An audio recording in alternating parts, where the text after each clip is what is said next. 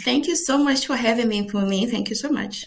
All right, Michelle, perhaps let's start off with you giving us an overview of this L'Oreal and UNESCO for Women in Science program and its mission, really.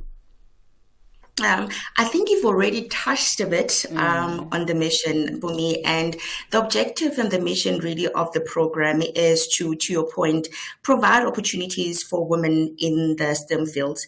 As you know, women are extremely underrepresented in the science fields, and through the programs like the L'Oreal UNESCO for Women in Science program, what we're aiming to do is to bridge that gap and provide opportunities for women to have an equal footing or even more, in the STEM field. Mm. The program has been in existence globally since for the past 27 years. Sure. And in South Africa, as you've rightfully mentioned, we've been in existence for the past 7 years. And Michelle, talk to us about the program and how it fits into L'Oreal's global sustainability or gender equity commitments. I like this question Mm. because most people don't know that our founder, Eugene Schuler, was a scientist. Oh, And really? L'Oreal is not only, we are not a beauty company. Oh. We like to refer to ourselves as a science-based company Mm. because innovation drives everything that we do. For me, the makeup that you use, the science behind it, the lipstick that I have on, there is science behind it. So we are a science-based company, and we believe that the world needs science and science needs women. And that's why the foundation of the program was built, purely because of the fact that we want to make sure that we provide opportunities for the underrepresented women, and to make sure that not only do we provide them opportunities, but then we also open doors for them to be able to be part of a bigger, wider community in the science Mm. fields through our program. Well, then, I mean, if L'Oreal considers itself a science company, then certainly it makes sense that you would invest in and be part of such a program. But tell us about how the recipients of the program are selected and the criteria that you use. So as you mentioned in your intro, so our program caters for postdoc and PhD candidates. We're Mm. looking into the science field. So this can be engineering, life sciences, environmental sciences. So we're looking at the different categories when it comes to sciences. So how people apply for the program is we have a dedicated portal, which unfortunately, actually, our applications just closed yesterday Oh, for no. this year's program. Yeah. But there's always an opportunity next year. I always say never despair. Mm. So our process, we get people to apply on the portal, and we go through a very, very rigorous process of going through all the applications. We Mm. work with amazing and very knowledgeable adjudicators that are expertise in the different fields of the sciences that I've previously mentioned. And then from there, we'll get the shortlisted candidates until we get to the final number that we're hoping to get this year. And, competitions like these, or programs rather like these, are often interesting to me because beyond just the selection process and having a bunch of winners, I often wonder about the post support that you grant them. Beyond just the funding, what kind of support are you giving the candidates? Beyond just the funding, we provide the candidates with one.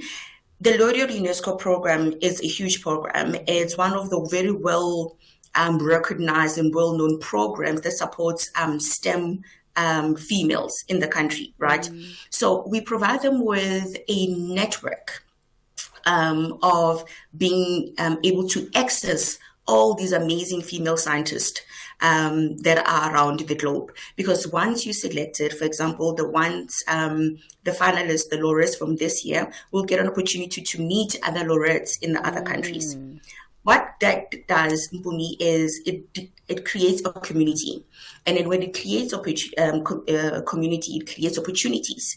When it creates opportunities, then a Michelle that is a scientist can be able to work with somebody that is based in Paris on Sure. their research. Mm. And can you imagine the magnitude or of the opportunities of the networking and sharing different ideas on what that has got, the impact on that can have in growing this science fields. Knowledge sharing and connections in one's field is paramount. I don't think there's putting any kind of value to it. And Michelle, as we wrap up, how do you see then the relationship between science, innovation, and inclusive development on the continent evolving?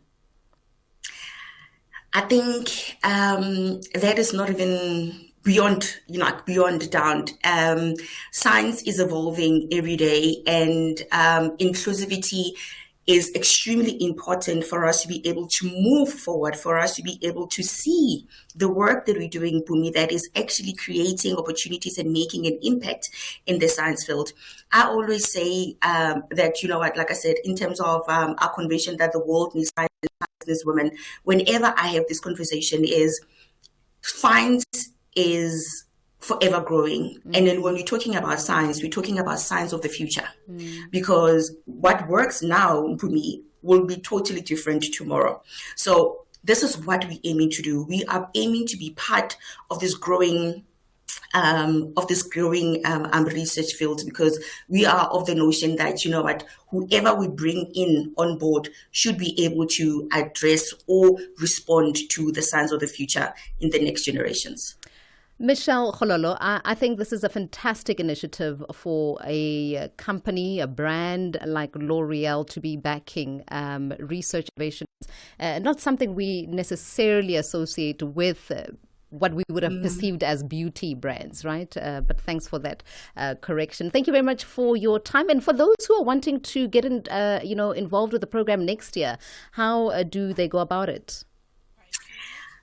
If you want to get, and I encourage everybody that is qualifying to register the program. So you can go onto our website, which is www.forwomeninscience.com.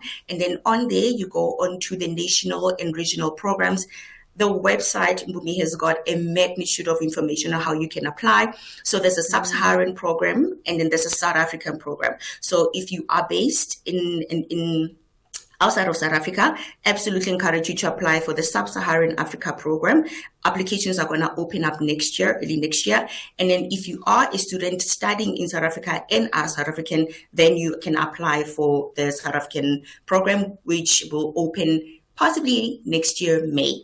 Really looking forward to get those applications. Yeah, it sounds like an exciting one. And I think people need to take this opportunity up, young women in sciences. Michelle, thank you very much for your time this afternoon. Thank you for having me. Appreciate the platform. That is L'Oreal's Corporate Affairs